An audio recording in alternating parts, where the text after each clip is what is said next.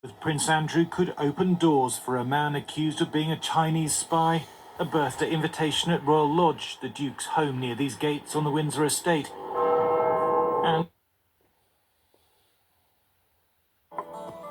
sometimes it's the little things that remind us of family.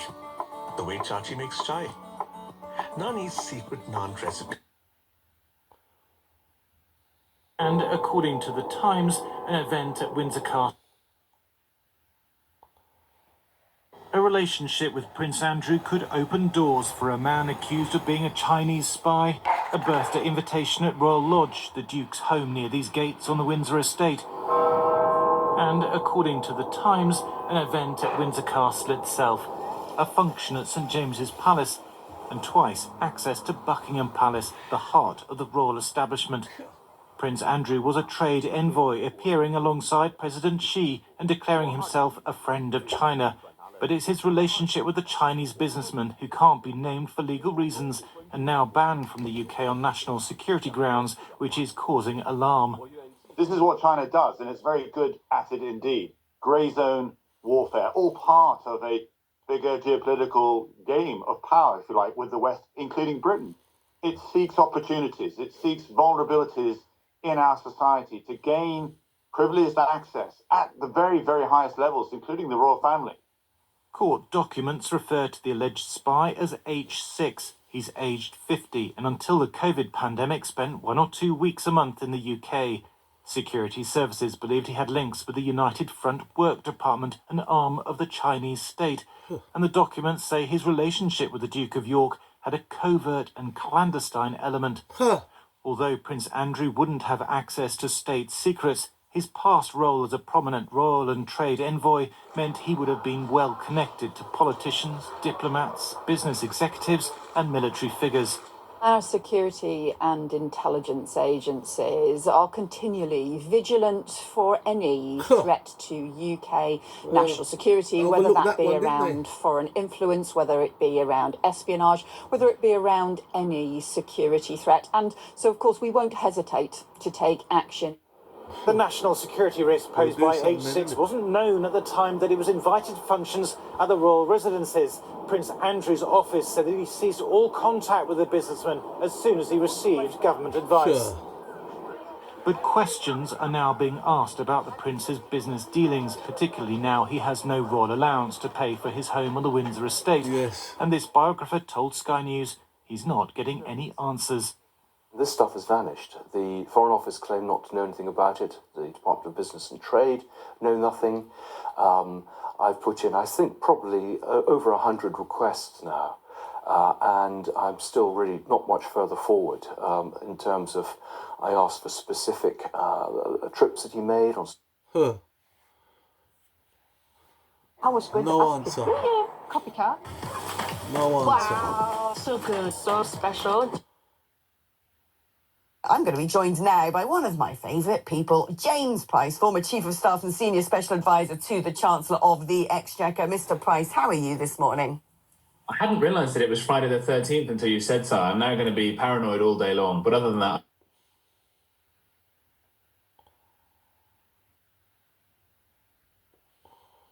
It doesn't surprise me at all, this story. The Chinese spy, the man who, I mean, when you start reading the details of all of this, you know, the fact that this guy had some sort of letter from Prince Andrew's chief of staff saying, oh, you're very special, you're in a very privileged position, oh, we know how to get other advisors who don't do as we like out of the way, but you represent the prince in all that he cares to do.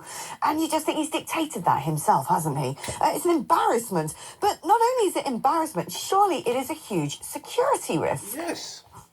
Yeah, absolutely right. I mean, we can take some small comfort in the fact that it is unlikely that this person is the worst person with whom Prince Andrew has socialised or spent some time, if certain news stories across the pond are to be in any way countenanced.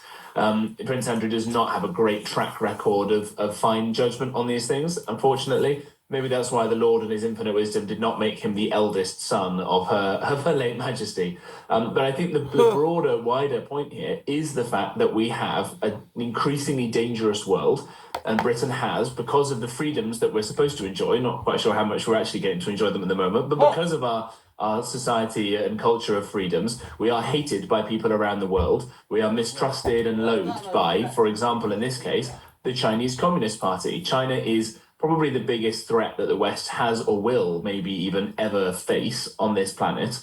And we don't seem to be alive to the huge danger that it poses. Look at the amount of money that they spend in universities and in other areas trying to weed their way in. Look at the fact that in most of these phones that people have got, you can download something like TikTok, which is a Chinese app. It's basically crack cocaine for people. It's very, very addictive. I think it's turning people's brains to mush. And that's before you realize the fact that when you spend a significant amount of time on it, all the studies show that you end up with a more positive view overall of China and the Chinese Communist Party. So it's basically a super spy weapon in our pockets, let alone the fact that there's a super spy hanging out with one of our dukes or princes. Yeah, and someone who definitely probably has a bit of compromise knocking about, one would assume. You may think. But I mean, what I would say is this, let's play a bit of devil's advocate, is I'm sure that we all do this to some degree, as part of statecraft. We have people who lobby on behalf of our own national interests. We have people whose job it is to go out and make diplomatic connections and build networks. So if there's a particular person who is sort of, helping Prince Andrew handle his business, I mean, surely that should be allowed. It's a valiant effort, Alex, to play devil's advocate. I think you did. I think not. I think that, again, the reason, the way that the Chinese Communist Party is so particularly insidious is that the state in China controls all of these business elements, as well as it being, they've got all the spy agencies, they've got obviously the People's Liberation Army, one of the biggest and scariest armies in the world. The fact is that they're very happy to use their kind of state muscle and all the apparatus around it to also inveigle their way into business life, into the corporate world. America in particular these days will come up with all kinds of fabulous new inventions and new technologies and things. Europe is being left far behind on that, and we need to catch up, a whole other story. The Chinese will come along and nip all of it. That kind of corporate espionage is very, very popular. I talked just about the kind of the tech scene in terms of our pockets. Broadly in our kind of cultural sector as well, how many people are being paid and funded to say nice China cuddly things across a whole range of areas, and now it seems they're trying to infiltrate the royal family as well. We need to be alive to this threat. This is not something that's going to go away. And I think that Prince Andrew isn't alone in thinking that maybe he's smart enough to handle these sorts of things, or that he's able to get around it. You've seen some footage there of Keir Starmer trying to cuddle up to China as we hand away territory to their allies. But also you've got lots of businessmen who do a lot of business in China, lots of money to be made there, very happy to turn a blind eye to the concentration camps of Uyghur Muslims out in the west of China, very happy to ignore the horrendous kind of civil liberties abuses there in order to make a quick buck. The time is coming when those supply chains will end as tensions ramp up, and a lot of people will be made very rich, but hopefully feel very ashamed of themselves for engaging with an evil totalitarian regime. I mean, the first sort of order of business for this Labour government was to...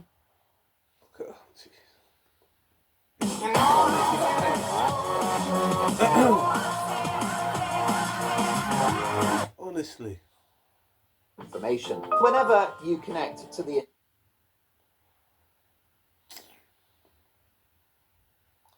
One minute they're telling you they're the enemy, and then they're in bed with them. It might take at 10. How do you solve a problem like Prince Andrew? Oh.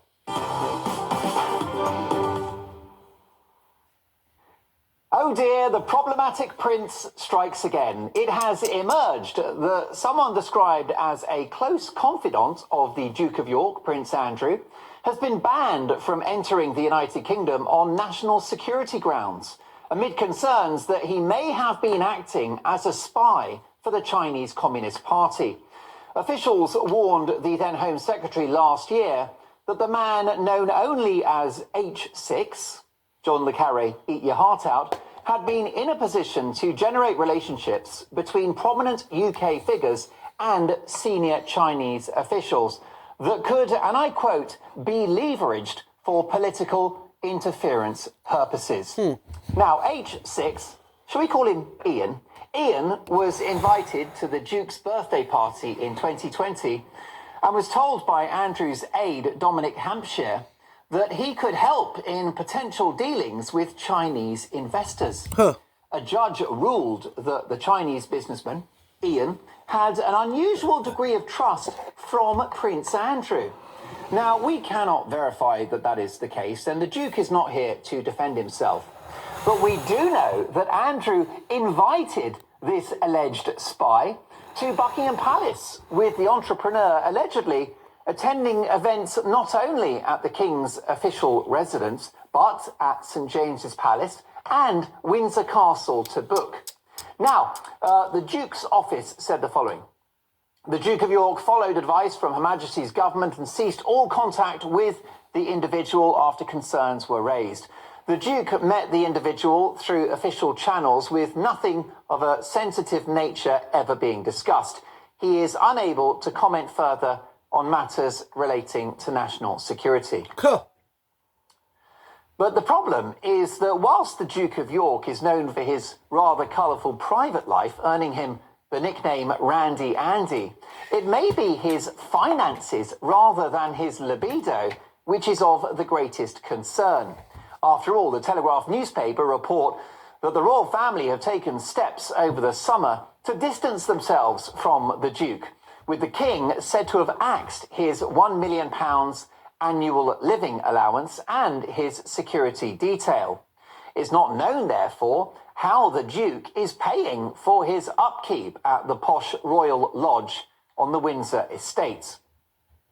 Now, the journalist Andrew Lowney has spent the last 4 years working on a new book about the Duke and has spoken of his concerns about the lack of transparency around Andrew's finances. What's going on? Now, this author has said that government departments are doing anything to avoid sharing information about the Duke's business dealings, which is a problem given Andrew's friendship with an alleged Chinese spy, with Ian. Clearly, the Chinese would relish the influence of the late Queen Elizabeth's son and King Charles's brother, but what might he get in return? Now, Andrew could be as innocent as the driven snow, and there is no suggestion that he knew of Ian's alleged links to Beijing, or that there was any financial relationship between them. He would no doubt deny any impropriety whatsoever. But the rap sheet against this, in my view, foolish and arrogant man grows longer by the day. There was his friendship with known paedophile Jeffrey Epstein, and that car crash Newsnight interview in which he claimed to have a disorder in which he doesn't sweat. Well, he is sweating now as questions emerge about his friendship circle. That's not a euphemism, by the way. This is a man who settled out of court to the tune of millions against his accuser, Virginia Giuffre, who said that she was forced to have relations with him when she was just 17 years old, which, let me be clear, the prince strongly denies. Fair enough. But either way, like his nephew Harry, Andrew is a bad headline machine and a total liability. To make matters worse, Andrew is reportedly considering writing a book. Well, frankly, that's good news, as I'm a bit low on loo roll at the moment, and I can do it at the doorstep. To be fair, it might shift a few copies in the children's section of Waterstones. Oh no! Oh no!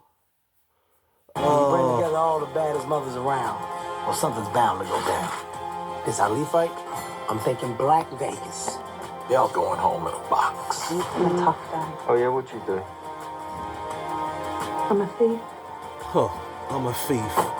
Honestly. Please tell the court about the events of the night of the 22nd of December 1994. You mean the night he killed me? May you never die until I kill you. You don't die until I kill you.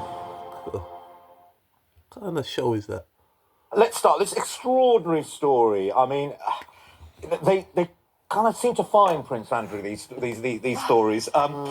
This is a story that the Duke of York appointed an alleged Chinese spy as his business advisor and promised him links to the heart of the royal family in an apparent serious breach of national security. Now, it must be very clear here that there is no suggestion at all that Prince Andrew knew he was a spy or was involved in his spying duties.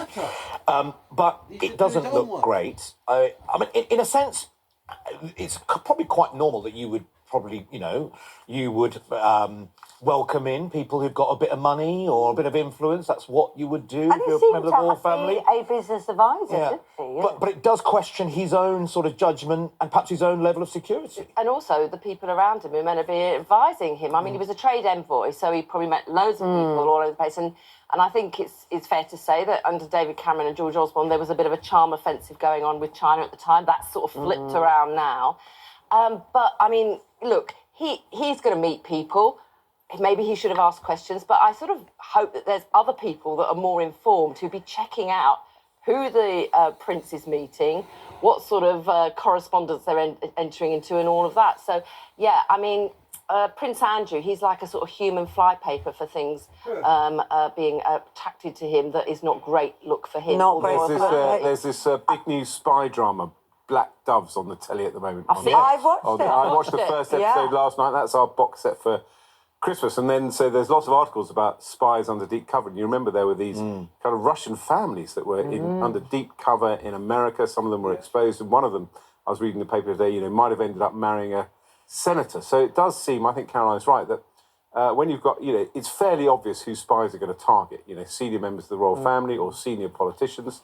And therefore, if a member of the royal family is forging business links, which they're entitled to do if they're kind of a minor royal, but with somebody from a country which has a tradition, perhaps, of spying on countries like ours, then you would expect the security services to do the work. Not necessarily Prince Andrew's private secretary may not have the skill set. You'd want MI6 to know. Well, I wonder if this would be maybe the Duke of York's defence in a sense, because this seems to have emerged February last year, doesn't it? This I think we only know him as H6 now, which already feels quite Tinker Tailor. It sounds like a mini-series in the making, doesn't it? Doesn't it just? Yeah, I know. Black Pigeon or something maybe coming to our screen soon. But, in February, he was taken off a plane and then subsequently banned from the country.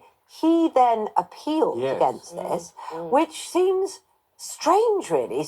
And all of this detail, including the letters with the Duke of York, came out of the appeal case and was revealed yesterday in court. Now, you have to think to yourself, why would he appeal? Because it looked like there was no chance of winning? Or is this some double plot that actually very successfully, by appealing, he's dragged the royal family into something that was which we didn't know about before that? Yeah, and because we're saying now, where was MI6, where are MI5, all of this, it's a sort of bit of a power play to show how weak some of our defences are in relation to this. I think it's quite, it sounds like a mini-series in the making. And we've got a comment from Buckingham Palace, which I think, when you first read it, go, fair enough, but you think about it, go, it's extraordinary, really. Yeah. Buckingham Palace have just simply said they do not act for the Duke of York, who is a non-working member of the royal family, and they declined to comment. Yeah, well, you may not act, but he's still a member of the royal family. And actually, as you sort of suggested there, his argument now could be, this is what happens when you take away the protection around me. I become vulnerable, and I've got to make a living. I've got to make a living. I've got to engage people will with all still sorts get in of touch people. with me. And actually, some of the documents suggest that the spy was told, he is quite desperate at the moment, so you might have a good chance. I'm still. Honestly. Story on the front page of many of the papers today, and it's continuing to evolve over the course of the day, is this bloke H6. That's all we know about his name. There's an injunction on his name, and even if I knew his name, which I don't, I couldn't tell you for legal reasons. But H6 is a Chinese businessman who got very, very close to Prince Andrew. In fact, was invited to his birthday party, and really... now the question is, should that have happened? He's been banned from the UK. That's clearly a big security screw-up. Let's talk to Will Geddes, who's a security expert. Will, how did this happen, do you think? Well, I mean, certainly in terms of why we're getting to know about this now, Peter, is fundamentally down to the fact that his appeal for returning into the UK has been rejected on the grounds of national security, which I think tells you quite a bit, in addition to the fact that we've now also established that MI5 rinsed his phone or cloned and downloaded the contents of his phone when he was in the UK back in 2021. Now, this whole situation's been going on for some time, and H6, as you say, who hasn't been specifically named, has had ties to the UK since about 2002. So he is very much following what I would term as a standard tradecraft for a hostile state actor, trying to ingratiate his way into the higher echelons of society, politics, and the like, and particularly in this instance, Prince Andrew, obviously a member of the royal family, to use that as a strategic stepping stone to then move into other areas. But there are some big questions right now, Peter, about how, in the knowledge of this individual's activities, and how much did Prince Andrew profiteer by his relationship with not only this individual but other individuals in China, because he's been an envoy to China for trade for quite some time. And actually, even if you, as you say, has been an envoy, and of course his fall from grace happened about 5 years ago, we know that if there is a Chinese figure trying to get close to someone in public life, whether it is an MP, as we've seen previously, trying to work for their office or whatever, I'm not saying by any stretch of the imagination that we should be completely suspicious of all Chinese people, but if there is a Chinese national who is attempting to get close to a senior figure in the establishment of this country, no matter who it was, surely eyebrows should be raised. I mean, presumably some checks would be brought in for people who are working with royals, even if it is a non-working royal, such as Prince Andrew. Well, you would have thought, Peter, but there has been a rather interesting leak of a letter, or certainly communications, from one of Prince Andrew's senior advisors, who talks about basically circumventing some of the protocols and some of the restrictions and barriers that would normally, one would hope, be in place to ensure that this individual would have been vetted before he was brought into contact with Prince Andrew. But Prince Andrew invited this individual to his 60th birthday party, in addition to the Chinese ambassador. There's also a big question mark over his former wife, Sarah Ferguson. Let's get to that in just a second, Will, right. But I just want to read out a little bit of this letter that you mentioned there. The phone contained a letter from Dominic Hampshire, who was a senior advisor to Prince Andrew, dated March 2021, referring to the alleged spy having been invited to the Duke's birthday party that month. It stated, "I also hope that it is clear to you where you sit with my principal and indeed his family. You should never underestimate the strength of that relationship. Outside of his closest internal confidence, you sit at the very top of a tree that many, many people would like to be on." The letter added, the following meeting with Andrew, they had wisely navigated our way around the former private secretaries, and we have found a way to carefully remove those people who we don't completely trust. Under your guidance, we found a way to get the relevant people unnoticed in and out of the House of Windsor. I mean, this doesn't exactly scream, brilliant espionage, or maybe it is brilliant espionage. It sort of screams completely incompetent people around Prince Andrew, although I'm sure Dominic Hampshire would deny that. I might be a little bit more cynical than you, Peter. No. And, place it beyond it being just incompetence. The one thing that we know with China is China has presented for a number of decades now major threats, not only to the UK, but to the United States and other European countries, by trying to ingratiate, as I mentioned, themselves into society or into the lives of people in the public eye. Now, the purposes of doing that is, like I could say, the great Peter Cardwell, I'm a good friend of him. That gives me a great degree of credibility if I want to speak to some of your colleagues, some of your peers, some of your associates.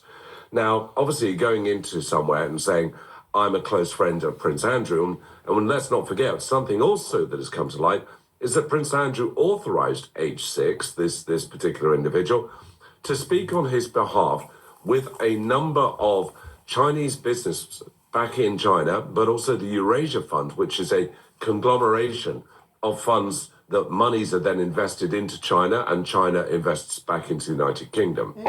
Now, where I see this right now is the fact that what we do know with the tradecraft used by China, but also used by Russia and other hostile states, is to gather sufficient intelligence. And a lot of this could be very personal information that those individuals might not want disclosed to the public. And that can be used as leverage, or in simpler terms, blackmail, to then get to other stepping points or introductions. And it is about introductions, and it is about gaining trust. And what we can say in some defense of Prince Andrew is that this whole situation came about, and I don't think coincidence, I think it was very much manipulated, that it came around the same time as he just... Every footballer's journey starts in their backyard. just come off the back of that absolute crisis of an interview that he did with Newsnight, and around the same time as the beginnings of the legal case by Virginia Giuffre that she was taking up in the United States against him. So he was extremely vulnerable, he was extremely isolated, and he was probably throwing his hands out in different directions. Now, bear in mind also that his brother, when he became king, also told him to move out of his existing accommodations and move into Frogmore Cottage, which Andrew wanted to resist. And his brother said, I'm not going to pay or subsidise you living in your existing residence. So Andrew and his wife, which we can come to if you want. Of course, go ahead.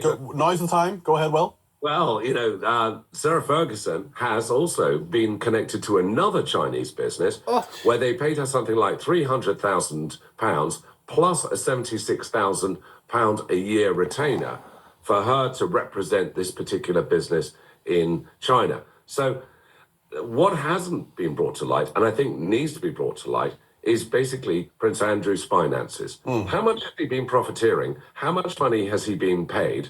And how much, by proxy, is he a compromise? Well, that's a big point, and also the fact that he is a non-working royal. You might ask the question, what's the point, what's in it really for the Chinese? He's not going to be privy to too many state secrets as perhaps he would have been to some degree previously when he was a working royal. I can sense, I know, of course, we can see the desperation, the money, the people he's associating himself with, the fact that he is so incredibly isolated. But I suppose, again, to be cynical, what is in it for the Chinese here, Will? Well, what's in it for them is the connections. Now, he isn't, as you rightly say, Peter, a working royal, but there will be a number of individuals that the use of his name will get open particular doors for them. I don't think he was the end target by any stretch of the imagination, because for all the reasons you've just mentioned, Peter, he won't be party to any state secrets, he won't be party to any political decisions, but Prince Andrew will have connections in those circles that, by proxy of using Prince Andrew to open up those doors, could give the Chinese opportunities to socially engineer information for their own benefit. Now, we know with the Chinese, allegedly, I say that, they're infamous for stealing state secrets. They're infamous for they're not our friend. Intellectual property rights. Whereas the Russians use a lot of force and they use a lot of cyber, the Chinese use economic means and social engineering and influencing politics in various different ways. Although Russia does a little bit of that as well. Yeah, and academia as well. I'm really concerned about some of the Chinese links into some of our biggest and best universities as well. I mean, the royal family is keeping pretty tight-lipped about this, and actually there've been a number of royal journalists who've been trying to get something out of Andrew's people in regard to this, but it's sort of quite hard to contact them because he's sort of off the radar in that regard as well. I mean, what would you imagine the reaction in royal circles and royal security circles will be to this? Will it sort of be casting eyes to the ceiling, going, here we go again, another dodgy link of Prince Andrew, that he is consorting with people who do not have his best interests at heart because he is so vulnerable, and presumably this will make him, I mean, not that I'm asking you to be a psychologist, but this will presumably make him retreat even further and be even more paranoid about the people around him. I think if he wasn't isolated already, Peter, he's going to be even more isolated, compartmentalised, and told literally to stay off the grid. Now, the problem is, as you rightly say, he's not a working royal. So in terms of what he has to live on, that's the big question. Where is he going to get his remuneration from? However, he is, I think a rolling of the eyes is probably, people may be getting a migraine in the royal family right now for what his actions are, and what is yet again a very poor judgment of character of individuals that he seems to associate himself with. Ghislaine Maxwell was one, age 6 is another. Jeffrey Epstein. Yeah, Jeffrey Epstein. Yeah, I mean, the list goes on and on and on. He's not the best judge of character, is he? Apparently not. Will, you're a very good judge of character, so thank you very much for joining me this evening. Will Geddes, their security expert, telling us all about Prince Andrew.